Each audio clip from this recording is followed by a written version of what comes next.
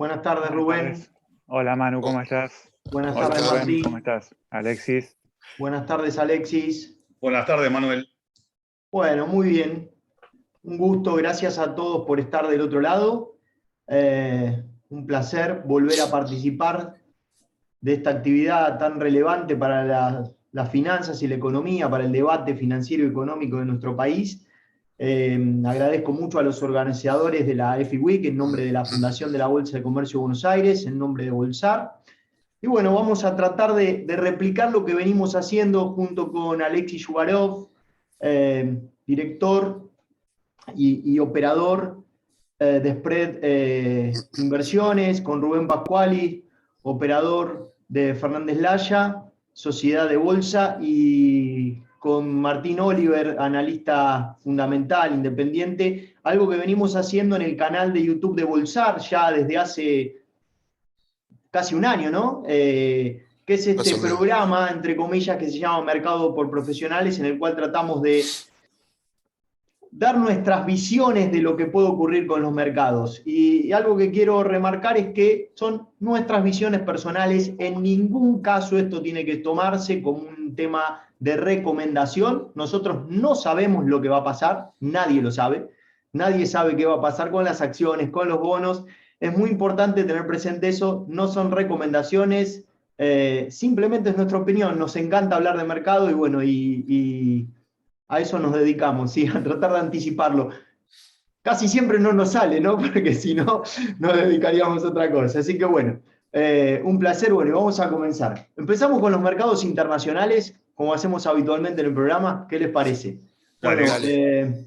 Rubén, ¿cómo ves el mercado afuera? Hemos tenido un bear market que comienza allí por el 2 de enero de este año, tuvimos el máximo a fines del año pasado, primera rueda de este año, y a partir de ahí lo único que vimos fue bajar el mercado americano.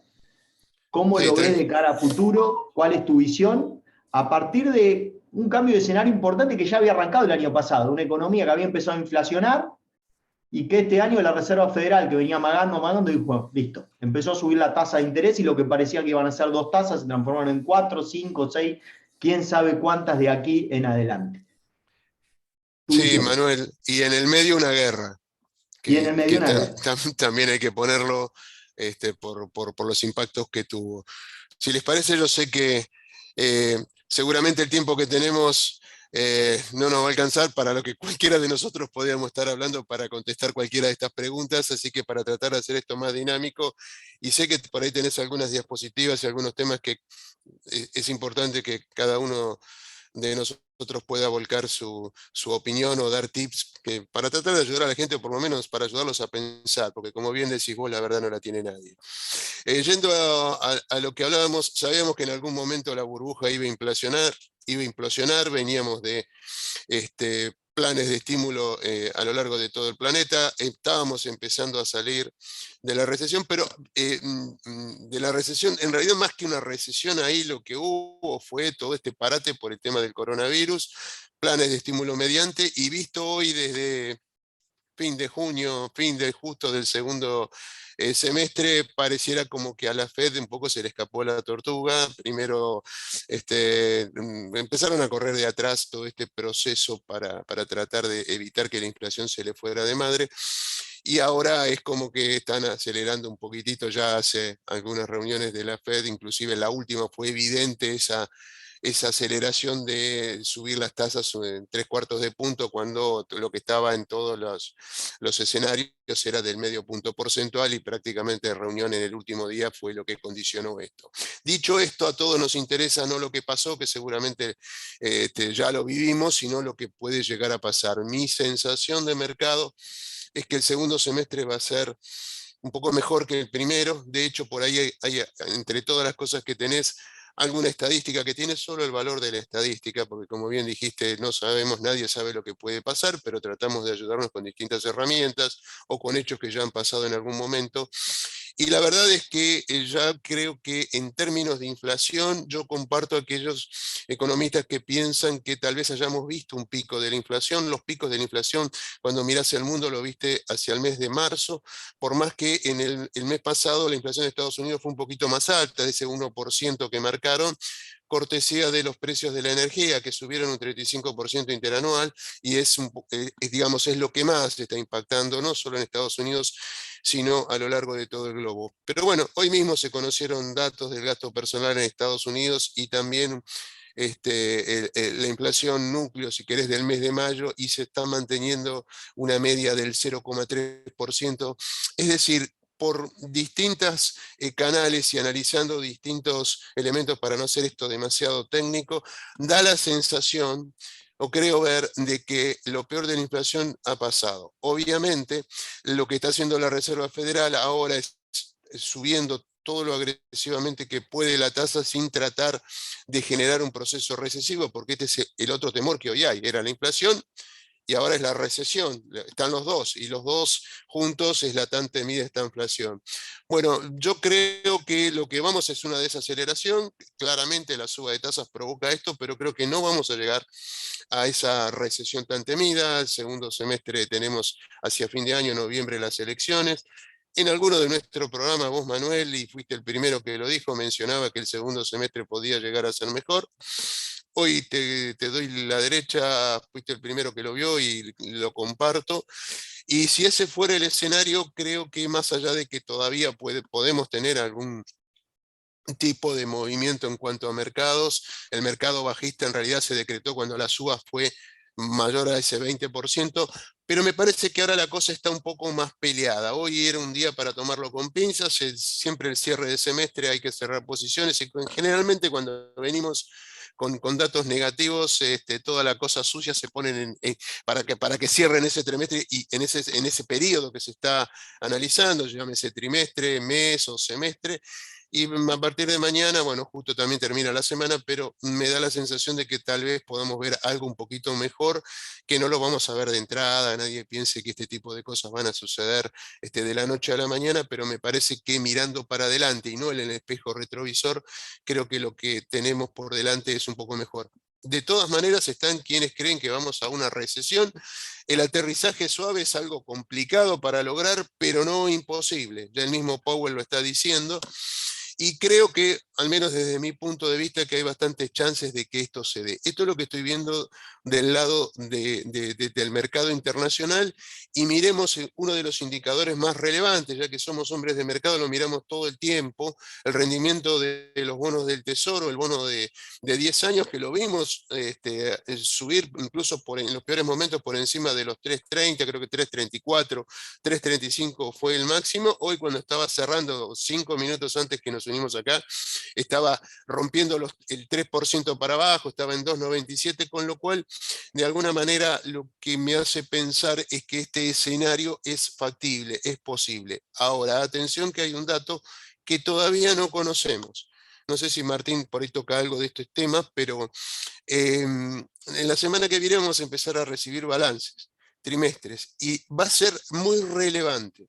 Y atención con este punto, muy relevante conocer cómo fue para las empresas los resultados de este trimestre, en el cual, segundo trimestre del año, en el cual estamos todos hablando de desaceleración económica. Habrá empresas a las cuales le habrá jugado peor, habrá otras empresas que le habrá jugado mejor. Obviamente hay sectores favorecidos, todo el sector petrolero fue el que se vio más beneficiado por esta suba del precio del petróleo. Ya sabemos que todo el tema de la tecnología lo sufrió más, porque siempre es el que más dependiente está de la suba de tasas de interés, y los sectores más defensivos fueron los que resistieron mejor a este embate. Bueno, yo creo que acá vamos a tener un mercado, al menos durante las próximas 3 semanas, con bastante selectividad, con esta información que obviamente no la conocemos, pero bueno, uno puede tratar de intuir qué pudo haber pasado con cada uno de los sectores, y más ahora agregando la información. El último dato que tiro, el sector financiero, los bancos pasaron un examen de estrés de la Reserva Federal, no vimos crisis financiera. Leía unos comentarios que justamente nuestro común amigo José Schiava lo publicaba esta misma semana en uno de los medios donde escribe, y la verdad que eso es otro dato interesante para tener en cuenta y mirándolo como proyecciones a futuro sobre lo que puede pasar, incluso sectorialmente en un sector que estuvo bastante castigado. Los bancos que es el único que se puede favorecer, el único sector que se puede favorecer con una suba de tasas de interés. Por el otro lado tiene la espada de Damocles: si se produce la recesión, ahí le juega en contra por el ciclo económico. Bueno, entonces en la definición de esto que tenemos por delante es donde se van a jugar, si se da un escenario, si se da el otro, cuáles pueden ser los que pueden salir más favorecidos, al menos en el corto o mediano plazo.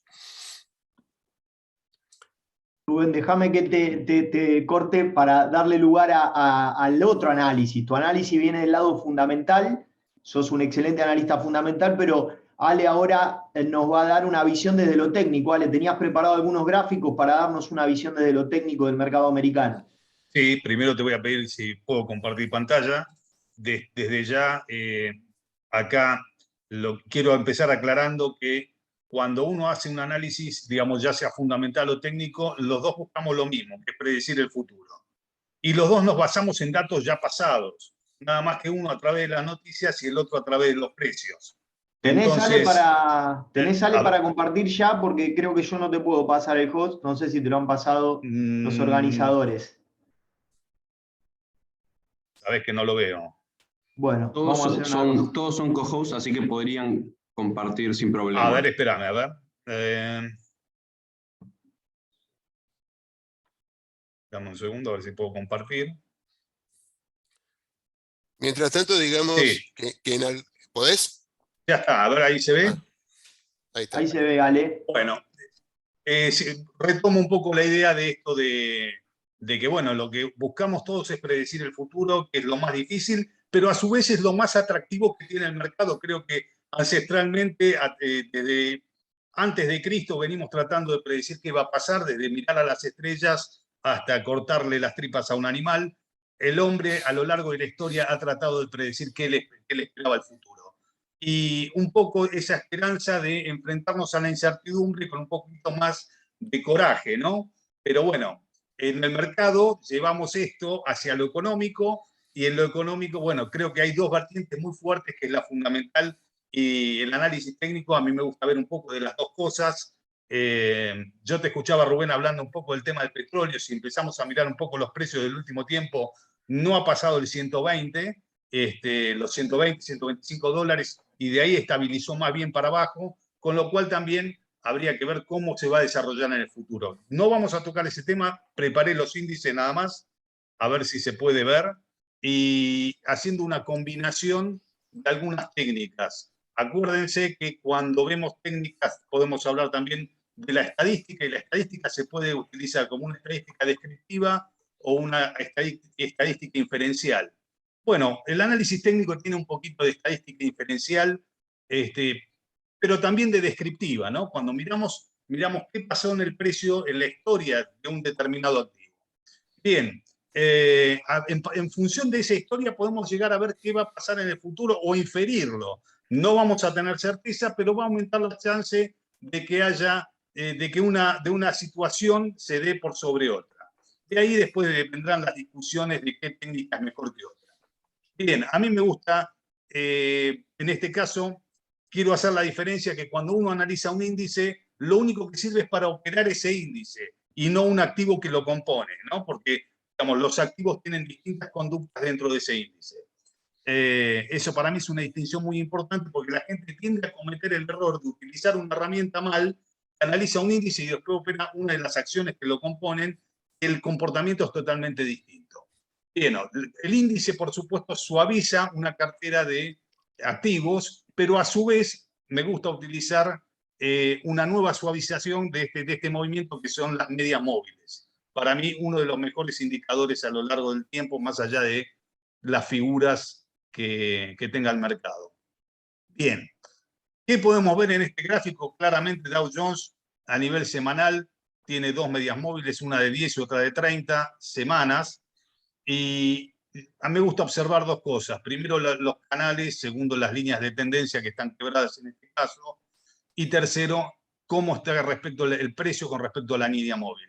Por supuesto, un precio por debajo de una línea móvil para mí es estar fuera de mercado. La pregunta es, en este caso, que yo ya tengo definido un mercado bajista desde el principio de enero, cuando quiebra la media móvil, en realidad la quiebra alrededor del 20 de enero, de ahí en más el mercado es netamente un bear market. La pregunta es si tengo un drawdown, como concepto de drawdown, como una baja de aguas, es decir, bajan las aguas, es una corrección en el tiempo, o si es un flash crash, ¿no? Tipo el Corona Crash del 2020. Bien, la diferencia, eso lo vamos a ver en otro slide, y vamos a tratar de definir cuál de las dos situaciones estamos viviendo. Primer punto interesante de este movimiento es que aguanten el soporte previo de 29.800 puntos, 29.500 y pico era, no llega a tocar los 29.600, fue el mínimo, y de ahí tuvimos esta nueva recuperación. Para inferir un poco qué puede pasar hacia adelante, voy a hacer un zoom sobre este cuadro. Claramente sigo viendo, lo que quería mostrar era claramente que está por debajo de sus medias y haciendo una especie de cuña no definida aún. Y quiero tocar un tema un poquito más de la historia de esto. Es decir, si uno mira los movimientos a través del tiempo, fíjense las correcciones del mercado. 1999-2002, esta es una especie de drawdown, en los cuales acá lo que tenemos es una corrección en el tiempo, no con una profundización muy grande. Acá lo que me interesa ver es cuál es la dispersión de la media con respecto a los mínimos que va tocando.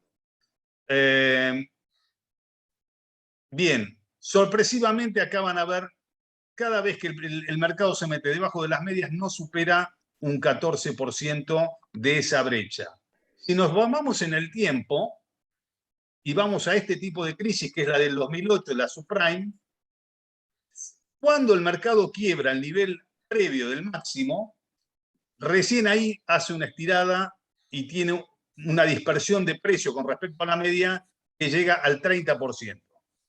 Bien. Ahora, avanzo en el tiempo y tengo mini correcciones en las cuales parece que no son significativas, pero cuando las analizamos, acá hay una dispersión del 13% también entre cada uno de los precios y su media. En función de esto voy a determinar, ¿no? Acá pasa exactamente lo mismo, mientras que en este flash crash tiene una similitud bastante parecida a la del 2008, donde la dispersión llega al 33%. Con respecto a la media, sí. Para acelerar un poco porque no nos va a dar el tiempo. ¿Qué estás viendo ahora? Bien. ¿Qué estoy viendo? Que en esta última caída, esta explicación es para explicar que este último movimiento, la dispersión del precio con respecto a la media, en el peor momento, que fue en 29.600, llegamos al 13%. Entonces, la pregunta es, mientras se mantenga por arriba de este nivel, es probable que tengamos una corrección continua, más tirando a este estilo, o a esta primera parte de la crisis del 2008, que después terminó profundizando, y extendida en el tiempo. El segundo tema que veo acá es que en el tiempo, la crisis del 2008 duró 13 meses. Y si tomamos algo parecido acá, estaríamos hablando de un movimiento por lo menos correctivo, sin tomar que profundice el mercado, un movimiento correctivo de toda la segunda parte del año. Correctivo quiere decir que sube y vuelve a bajar sin quebrar los niveles de 29.500, ¿no? Lateralización. Una lateralización sí, pero viste, sin profundizar. Acá para mí hay que estar atento si quiebra este nivel o no, para ver si vuelve a hacer vuelve a buscar un escalón más abajo o no. Con respecto a mí me gusta por eso medirlo con la dispersión de la media. Te avanzo, entonces, no veo tanto una recuperación del mercado, sí veo más una lateralización y una recomposición de determinados activos que han sufrido mucho dentro de los índices. Lo otro que me da la sensación a mí, y esto después lo vas a tocar vos bien, seguramente, Martín, es que lo que vimos que detrás de la caída que hubo en el mercado, lo que cayó fue la espuma que había en los papeles de crecimiento. Por ejemplo, tenías price earnings extremadamente altos, y con esta caída lo que viste ahora es un ajuste mucho más coherente a lo que puede ser esto. Bien, esto es S&P. Quiero agregar en un gráfico diario que no es muy optimista el tema de que haya salido del canal alcista de largo plazo y haya hecho un pullback acá. Si bien me pasa lo mismo cuando lo paso al semanal, tengo situaciones similares al Dow Jones, en el cual no veo caídas mayores a 3.550 aproximadamente. No descarto cosas más profundas, pero digamos que ahí tengo un piso bastante interesante. Y lo último, te muestro la tasa de 10 años. Nosotros habíamos detectado muy bien, me acuerdo en el programa, todo este movimiento a la zona de 3.10. Me parece que esto hoy por hoy juega de una resistencia bastante importante. Está bien ese pase que hizo del 3.10, pero más o menos veo que está aguantando bien en esta zona. No descarto que más adelante tengamos nuevos movimientos alcistas. Y la segunda que dejo acá para ir cerrando esto es, ¿qué pasa en el mercado cuando las tasas subieron previamente? ¿Realmente se destruyó el mercado o no? Lo dejo como una incógnita eso. Ale, hay un gráfico, hay una filmina que te voy a pedir que pongas, que la presentó Rubén, sobre variaciones una vez que hay una baja en el mercado americano, esa misma. Esa misma. Ah, dale. Bueno, Rubén, ¿querés comentar, Rubén, de qué se trata? Simplemente esto circuló por varios grupos de bolsa. Son ahí está la fuente, claro, la fuente, Nobleza Obliga. Periodos donde tuviste un semestre o casi un semestre con caídas tan importantes y lo que pasó en el segundo semestre. Y vos ves que en algunos casos hubo recuperaciones importantes, obviamente el signo de interrogación es que todavía falta los datos de este año, pero digamos, de todos los rojos que había en el primer semestre empiezan a aparecer algunos verdes, algunos más importantes. Y bueno, esto va a ir de la mano con cómo vaya dándose dos temas fundamentalmente. El tema de la inflación, si es acertado este diagnóstico de que lo peor de la inflación quedó atrás. Miren, nosotros miramos todos los días, sabemos que el tema del combustible es central en esta cuestión, pero cuando vemos los precios del petróleo, todas las variedades del petróleo, yo no sé si vos tenés gráficos del petróleo, lo vas a pasar o no, Alexis, pero tuvimos máximos de petróleo, incluso llegando a 130, y después ahora hay mucha volatilidad, no hace 15 días lo vimos en 123 y a los pocos días en 105 y ahora está merodeando entre 100 y 110, 112, con lo cual inclusive los precios de los commodities que vemos los máximos han quedado atrás. Pero la inflación, muchos ven que la inflación sigue creciendo y eso es porque en muchos casos lo que tomamos es la inflación interanual, pero los máximos mensuales de la inflación en buena parte de los países, incluso en los Estados Unidos, lo vimos en el mes de marzo. Si esto es correcto, no es que la suba de tasas no vaya a continuar, tal vez para llegar a una neutralidad la Fed necesite hacer alguna suba más, la de junio está cantada, ese medio punto porcentual, esperemos que no sean 3/4 de punto, pero después me parece que hay espacio para que puedan tener un wait and see en alguna reunión o que tengamos subas menores, 1/4 de punto, y esto puede dar pie para que se produzca o esa no caída, lateralización o ciertas recuperaciones que yo tampoco creo que se recupere por la magnitud, no veíamos una magnitud de caída tan importante como esta, sí una caída, pero no de semejante magnitud. Y fíjate que estamos en la cuarta, es interesante, estamos en la cuarta, la peor fue la de 1932, las primeras 111 ruedas, estamos en la cuarta. Rubén, vos hablaste de selectividad, lo quiero sumar a Martín. Pero, un temita, sí, fíjate dale. Que las tres primeras, que son caídas más grandes, las tres tuvieron un segundo semestre verde. Sí, por la magnitud de la caída, con lo cual incluso, y esto tomémoslo así, es estadística, sí. Como dijo Alexis, tratamos de adivinar o tratar de sacar por algún método o algunos datos como estos que estamos viendo que es estadístico, que puede llegar a pasar. Sí, perdón. No, quería sumarlo a Martín, ya que hablaste de selectividad, creo que Martín tenía preparado algo como para pensar así, después pasamos al mercado local porque si no, no nos va a dar el tiempo. Martín, vos tenías algunas filminas donde ibas a hacer un aporte para el inversor que está pensando en esta selectividad y quizá no solo en el segundo semestre, sino en el mediano plazo. Sí, no sé si las podés ir pasando. Lo que te quería agregar, Dale. Rubén, que vos habías tirado un dato un poco al pasar, que es el tema del gasto de los consumidores, que es un dato que se presentó hace muy pocos minutos, hace un par de horas. Sí. Tengo acá la información, la tenía para compartir también, pero te quería agregar algo a lo que habías comentado, que el gasto de los consumidores dice que representa los 2/3 de la actividad económica estadounidense, eso, un dato relevante para marcar, que aumentó solamente un 0,2, cuando se esperaba un El dato 4. mucho, un dato mucho más alto, que es la menor subida en 5 meses. Pero lo que te quería complementar a lo que vos bien habías dicho, es cómo contrapesa con el tema del desempleo, el pedido del subsidio de desempleo, que eso el mercado, lo estaba leyendo, está empezando a ver como que se puede llegar a gestionar una recesión en cuanto a ese sentido. Así que quería complementar un poco el dato que habías dado en ese sentido. Nada, lo que estamos viendo acá es un poco de contexto internacional, o sea, un poco de dónde venimos, ¿no? La inflación como venía un poco fogoneada por el tema de la gasolina, ya esto lo estuvimos marcando, el tema de los alimentos, también como, fíjense cómo es la mayor subida desde 1979, son los precios de supermercados, si querés, pasame la próxima placa, un poco para contextualizar en la incertidumbre que estamos pasando. Esto es mercado europeo, esto es economía europea, la macro.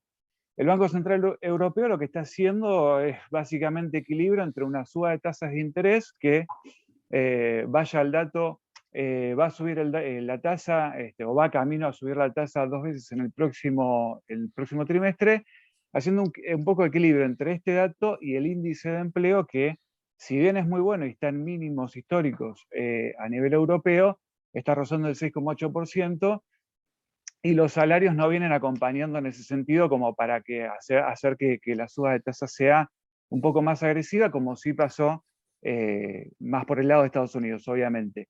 Esto lo que está provocando, una de las últimas estimaciones en suba de tasas europeas para finales del 2022, es que hayan bajado estas estimaciones de 176 puntos a 161. Eso es un poco la economía como la estamos viendo, con una demanda que venía reprimida por la pandemia, que se viene desacelerando, que viene también contrarrestando por el shock en el costo de vida y la caída de la confianza de los consumidores y de las compañías. Eso es un poco el panorama que estamos viendo en Europa, ¿no?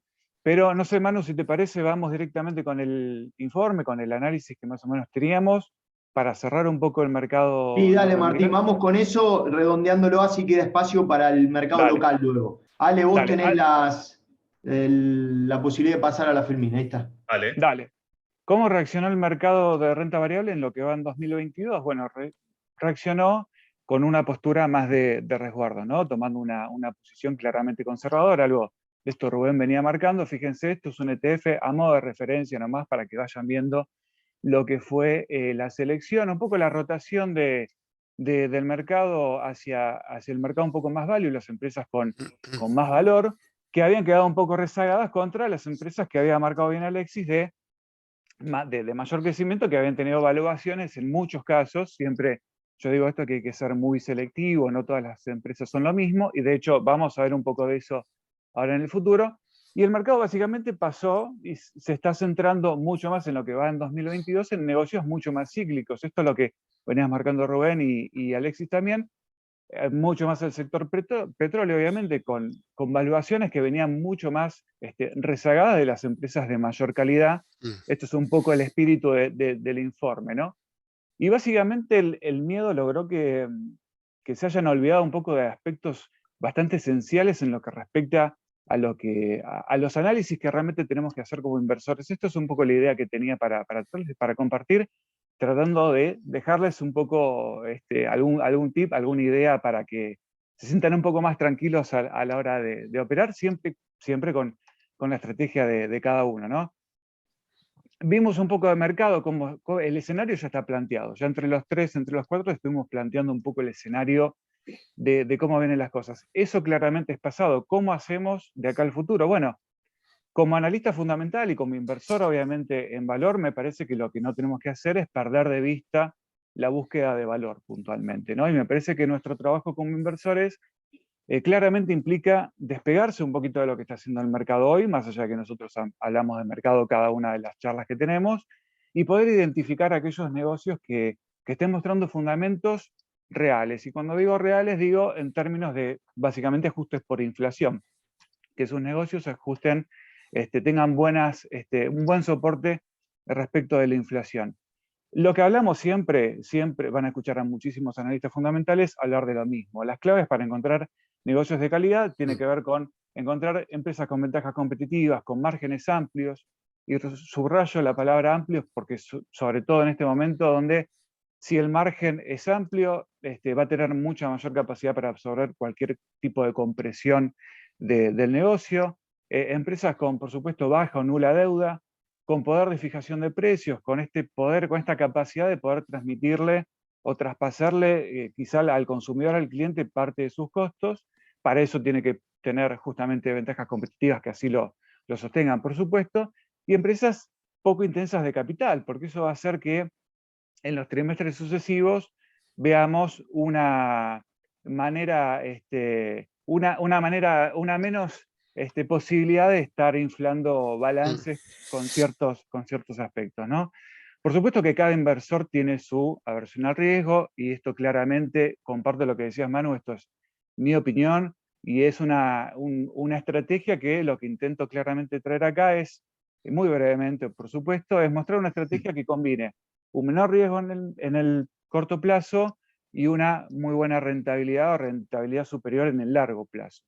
Estuvimos hablando un poquito de crecimiento, estuvieron hablando ustedes un poco de liquidez también, y me gustaría centrar el informe en el tema de la valoración, ¿no? Martín, vamos a ir redondeándolo porque no nos va a quedar tiempo para hablar nada de mercado local, que creo que hay muchos participantes del otro lado que están esperando eso. Así que, no sé, si querés redondearlo con alguna idea. Había una filmina más, Ale, no sé si podés pasar a la próxima. Sí, justamente ya venía con esta parte, que lo que tiene que ver es, me parece que lo que tenemos que empezar a ver son estos niveles de inflación para muchos directivos de muchos management, de muchas compañías.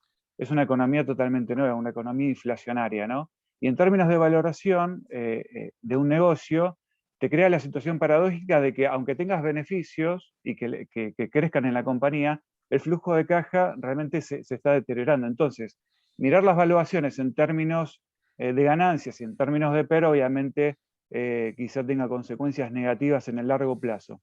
Lo que vamos a ver acá muy rápidamente son 3 indicadores con estos ejemplos que son oportunidades que está mostrando el mercado para aquel inversor de largo plazo que se centre en fundamentos en la búsqueda de negocios de calidad, que eso es lo que venimos hablando. Obviamente el PER invertido, que lo que estamos acá tratando de hacer, si bien dentro de la cuenta estamos hablando de ganancia, es lo que les venía marcando recién, la idea es compararlo con un bono y el rendimiento del bono del tesoro, por supuesto, una rentabilidad sobre lo que es el flujo de caja libre, ¿sí? En realidad el flujo de caja libre, ¿por qué lo marcamos? Porque básicamente nos muestra una imagen mucho más realista del negocio, y en definitiva es la capacidad que tiene el negocio para poder expandir el negocio, pagar dividendos y reducir deuda, y básicamente la lupa estará puesta entonces en la tasa de crecimiento que tenga ese flujo de caja libre, ¿sí? En los próximos trimestres. Y el retorno sobre el capital invertido, que hay que recordar que la tasa de crecimiento de ganancias a largo plazo de una compañía no puede exceder el ROIC a largo plazo. Teniendo esto en cuenta, obviamente el ROIC se compara siempre con el costo promedio ponderado del capital de la compañía, y que es un indicio de generación de valor. Acá estamos viendo 3 ejemplos de 3 sectores distintos, básicamente en el mercado americano, pero lo que estamos viendo acá es, le dejo los números para que saquen sus propias conclusiones, así no hago esto muy largo. Simplemente fíjense los retornos sobre el capital invertido que tienen algunos de estos negocios y la calidad que puede generar. Ahora, me voy de acá y me voy a los datos calculados. Estos son datos calculados con balances, ¿no? Martín, Pero, perdón, el tiempo es súper tirano y pasamos, porque si no nos están reclamando mercado Listo. local, no nos va a quedar Listo. tiempo. Realmente, aunque no les parezca, ya vamos casi 40 minutos de la charla. ¿Querés dar la idea de cierre final de lo que armaste? Cierro con esto. Más allá de los números que estábamos Corto, viendo, porfa. los datos de mercado son Google con una baja del 26%, Mastercard con una baja del 19%, Qualcomm con una baja del 32%. quiero que se entienda este contraste entre los datos de mercado y los datos que realmente están mostrando los negocios y la calidad que están mostrando ciertos. Acá una comparación con los competidores, y en la próxima placa vamos a ver cómo generaron valor a través del tiempo, siempre comparado con el S&P 500. Si me mostrás la última placa, redondeo con esto. Fíjense que esto a través del tiempo, claro, fíjense cómo esto a través del tiempo es la generación de valor. En algún momento el mercado lo nota y lo hace, lo lleva a su cotización, ¿no? Obviamente. Lo monetiza. Perdón, estoy actuando de mal de la película, pero se nos pasó el tiempo. Dale. Y vamos a pasar, Ale, levantar la presentación. Quizá abusamos de lo que hablábamos del mercado internacional para pasar así de una al mercado local. Tema relevante. Hablamos del mercado internacional porque con un S&P cayendo, con una Fed subiendo tasas, también complejiza la situación de emergentes, también se complejiza la situación argentina. Obviamente no es que el mercado argentino se disocia de un S&P o de un mercado americano en bear market. Si la baja sigue afuera, va a ser mucho más difícil darle sustento a un rebote en el mercado local. Abro el debate para todos. ¿Cómo ven el mercado local? Yo voy a dar una sola opinión, así después ya los dejo hablar ustedes. Yo creo que ya pasa a ser un tema de timing. Voy a robarle una frase de nuestro común amigo Claudio Suchovicki que dice: cuando la avaricia le gana al miedo. Me parece que ya entramos en eso. Me parece que ya estamos viendo precios donde hay que esperar a ver cuándo la avaricia le gana al miedo, sobre todo en renta fija. Me parece que es un tema de, bueno, a ver cuándo la avaricia le gana al miedo, porque empezamos a ver precios muy bajos. Yo les voy a dar un solo ejemplo de un bono, lo digo ahora, si después lo dejo hablar a ustedes. Yo tengo hecho un ejercicio donde yo ya no doy por sentado que los bonos paguen. Supongamos que digo, bueno, listo, ya no van a pagar el flujo del GD36, del GD35, del GD30, del GD29, no va a pagar, listo. ¿Qué puede pasar? Me pagan solo 2 cupones, ok, me reestructuran. ¿Hasta cuánto? Me tienen 6 años sin pagarme un mango, ok. Me dan un bono de acá a 6 años que el valor de mercado de ese bono, ¿sí? Es 35, o sea, me hacen una quita sobre valor presente. Así todo, ¿saben cuánto me da la TIR? Estamos hablando de que no me pagan nada, me pagan solo 2 cupones de renta y me dan recién un bono con valor a 35 a 2028. Me da 7,5 de TIR efectiva anual. O sea, para que tengamos una idea de lo ridículo que son los precios de los bonos hoy en Argentina. La pregunta es, ¿hay un rebote, sobre todo en la ley Nueva York en estos días?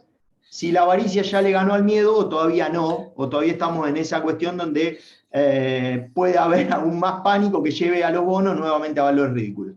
Me callo y los dejo a ustedes. No, pero está muy bien lo que decís. Cuando hablamos de Argentina, estaba bien que hubiéramos seguido hablando de afuera, es que entramos en terreno desconocido. Nosotros rompemos siempre los libros de texto. Siempre cuando estudiamos economía, no sé si vos lo habrás visto, seguro que sí, en la universidad, te decía, hay 2 países que son extremos, Argentina y Japón. Y seguimos teniendo cosas, mira, yo hace muchos años que trabajo en mercado y cosas como la que hemos visto ahora, o lo hablábamos el otro día, precios como los que vimos de los bonos.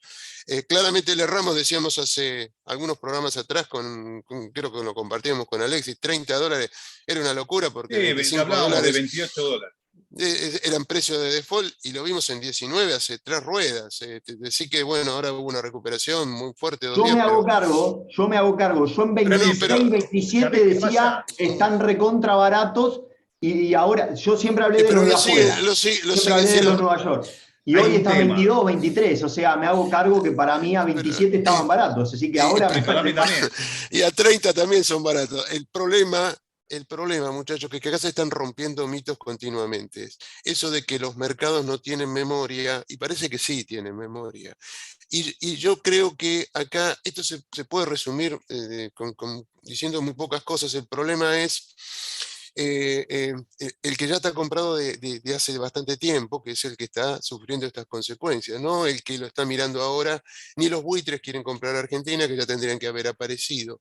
¿Qué es lo que pasa con nosotros? Y bueno, sencillamente lo que pasa es que los mercados, sobre todo los mercados internacionales, no hablemos del mercado local porque es un mercado que está semidestruido, porque siempre hablamos de recrear el mercado de capitales, y la verdad es que solamente ahora estamos con el tema de la deuda en pesos, que es el único mercado que le queda disponible al gobierno. Después, si querés, hablamos de ese tema.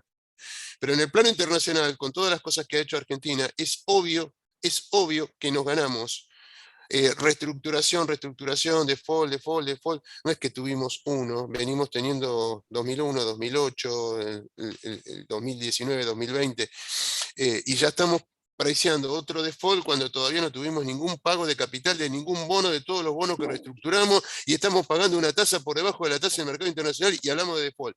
Es así de increíble. ¿Qué es lo que sucede? Que nadie pone un mango en Argentina porque los mercados sí tienen memoria. Entonces, lo que pasa por otra palabrita que es muy importante, que se llama confianza. Lo que necesitamos es generar confianza. Y claramente acá tenemos que hablar de política.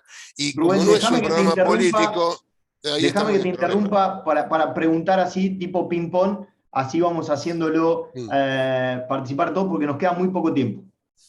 Hablaste de confianza. ¿Ves ese shock de confianza necesario para todo? Porque hablaste de la deuda en pesos. Sin shock de confianza, ¿te financian a cuánto? A 2 meses y tenés que pagar 80 de tasa. ¿Ves ese shock de confianza de acá a diciembre, de acá a enero, febrero, el año que viene, o no lo ves? Del mercado internacional lo único que No, veo mercado es... local. Mercado local. No, perdóname, quise decir, mira la velocidad que vamos, nos equivocamos.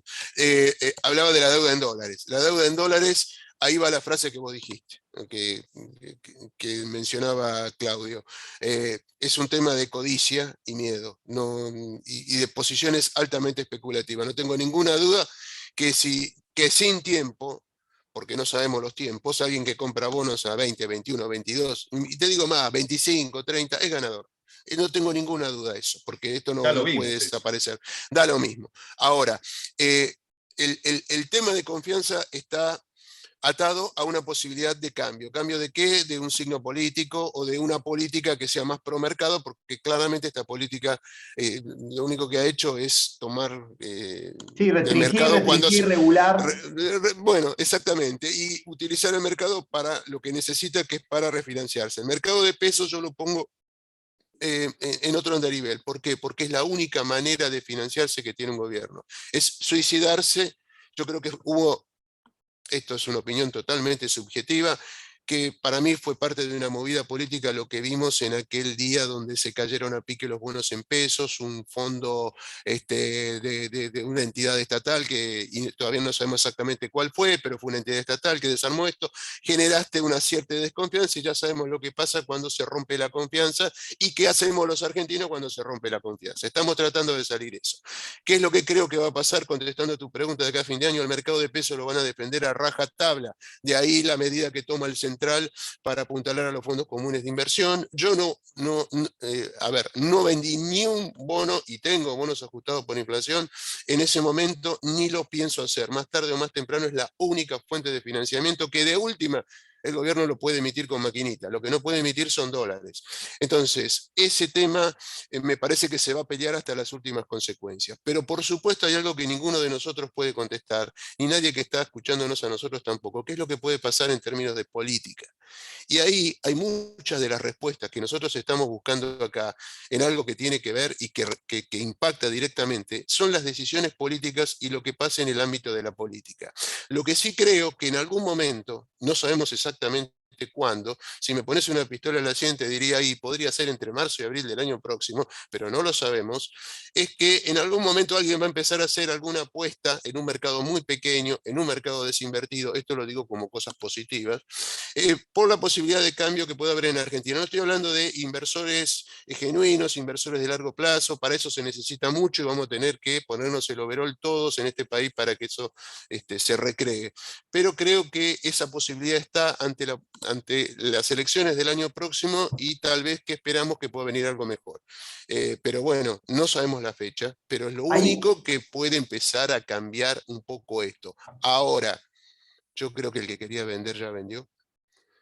Yo creo que los activos en Argentina, y me corro del mercado de bonos por si no tengo tiempo para decirlo después, no es que esté positivo con el mercado de acciones de Argentina, selectivamente. Estoy recontra positivo porque cuando nosotros asesoramos a un comerciante, por ejemplo, y le decimos, ¿cómo me cubro de la inflación? Compra mercaderías. Bueno, yo me estoqueo comprando acciones que puedan conservar valor o que sean empresas de primera línea, preferentemente si pueden exportar. No todos los sectores son lo mismo. Por ejemplo, los bancos están cargados de bonos y estamos hablando del problema del mercado de bonos.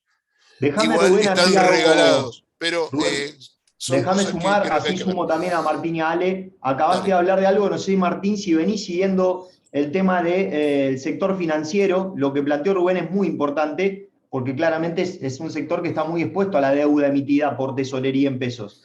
¿Venís siguiendo los balances? ¿Tenés alguna opinión en relación a eso, Martín? De los últimos balances, lo que te muestra, lo que bien decís, la exposición ante la deuda pública es bastante importante. Es un dato que vamos a tener que tener en cuenta, sobre todo las sucesivas emisiones que está haciendo el mercado, cómo el Estado necesita ese apoyo para seguir emitiendo. Comparto con Rubén que me parece que lo que tiene que ver con renta variable, hay selectividad, hay que ser selectivo. Lo mismo que lo que venía hablando en el informe de Estados Unidos o del mercado de afuera. Me parece que las oportunidades están, hay empresas que están haciendo las cosas muy bien, cosas que tienen la posibilidad, empresas que tienen la posibilidad de exportar. Me parece que va por ahí la brújula. Ale, algo para agregar, algo. Ya nos queda el cierre. Ale. Algo muy concreto. Yo entré a trabajar en el año 1988 en el mercado financiero, me encontré con una hiperinflación, me encontré con un plan Bonex al año siguiente. Los bonos los vi valer 20, 25, 22, llamale, no lo tengo exacto porque te lo digo de memoria. Igual que ahora. Después vino el RO15, creo que era también, valía 18, 19, 15. 45 de TIR. Bueno, ¿cuánto? 45 de TIR tenía. Igual que y ahora. No se iban a pagar. Igual que ahora. Pero eso se pagó. ¿Te acuerdan el Bodén 15 cuánto rendía una semana antes del pago? 45. Bueno, esperá, quiero dar un cierre con esto. Los grandes saltos patrimoniales la gente lo hizo cuando compró en crisis y no cuando compró en euforia. Entonces, esos mismos bonos que yo los vi en 15, después los vi cotizar sobre la PAD. Así que con esto te cierro. Por supuesto que me pasa lo mismo con las acciones que valían, pongamos un valor de $100, hoy los compras por entre 3 y 6 dólares, depende de qué acción. Entonces, no te puedo, digamos, si bien uno no puede descartar movimientos de corto plazo para un lado negativo, pero en el mediano plazo creo que es clarísimo que los saltos de capital se hacen comprando estos precios y no asustándose. O sea, para redondear, Martín habló de selectividad. Yo ahí quiero hacer una sola distinción y ahí sí me quiero separar de algo que mencionó Rubén. Para mí no es lo mismo, y esto es opinión personal, la deuda en pesos que la deuda en dólares.